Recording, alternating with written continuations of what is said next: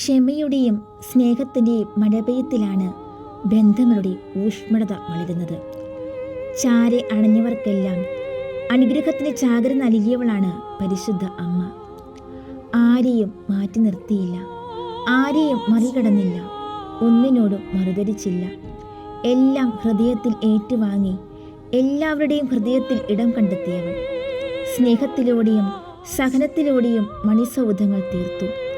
അടച്ചിട്ട ചില്ലുജാലകങ്ങളിലൂടെയല്ല, മലർക്കെ തുറന്ന വിശാലമായ വാതായനത്തിലൂടെയാണ് കൃപയുടെ സമൃദ്ധി പെയ്തിറങ്ങുക.